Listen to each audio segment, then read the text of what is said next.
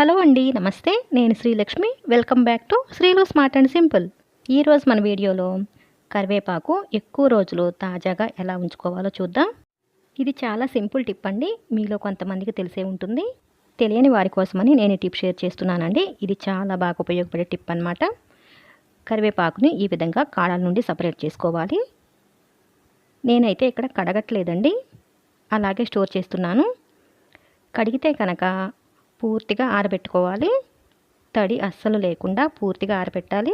ఇది మార్కెట్లో తెచ్చిన కరివేపాకు కాదండి, పెరట్లో కరివేపాకు చెట్టు నుండి కోసిన ఆకు అన్నమాట. అందుకే ఇంత తాజాగా ఉంది. దీన్ని మనం 2 నెలల వరకు కూడా ఇంతే తాజాగా ఉంచుకోవచ్చు అనమాట. ఈ ఆకుని ఇప్పుడు మనం ఒక గాజు సీసాలో స్టోర్ చేసుకుందాం. సీసాలో ఈ విధంగా ఒక టిష్యూ వేస్తున్నానండి. టిష్యూని ఈ విధంగా మధ్యలోకి కట్ చేసి ఇలా ఫోల్డ్ చేస్తున్నానండి. అంటే సీసాకి అడుగు వైపున కరెక్ట్గా సరిపోయేలాగా ఈ విధంగా కట్ చేశాను. ఇప్పుడు ఇంకా కరివేపాకును వేస్తున్నానండి. ఈ విధంగా కరివేపాకును పెట్టేసి మరలా మనం మిడిల్లో ఇంకొకసారి టిష్యూని పెట్టుకోవాలి. ఇలా మళ్ళీ మనం టిష్యూని పెట్టడం వలన చెమ్మ అనేది అస్సలు చేరదండి.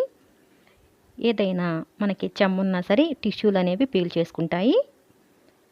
కరివేపాకు మనకి అయిపోయే వరకు కూడా తాజాగా ఉంటుందన్నమాట.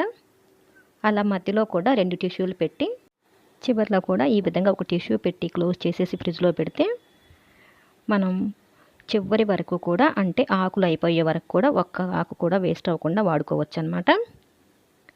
ఈ టిప్ మీకు నచ్చిందని అనుకుంటున్నాను. నచ్చినట్లయితే ప్లీజ్ అండి తప్పకుండా లైక్ చేసి షేర్ చేసి మీ అభిప్రాయాన్ని కామెంట్ సెక్షన్లో తెలియజేయండి. అలాగే మీరు కనుక మన ఛానల్ని ఫస్ట్ టైం చూస్తున్నట్లయితే తప్పకుండా సబ్స్క్రైబ్ చేసుకొని పక్కనే ఉన్న బెల్ ఐకాన్ని యాక్టివేట్ చేసుకోండి. Thanks for watching this video.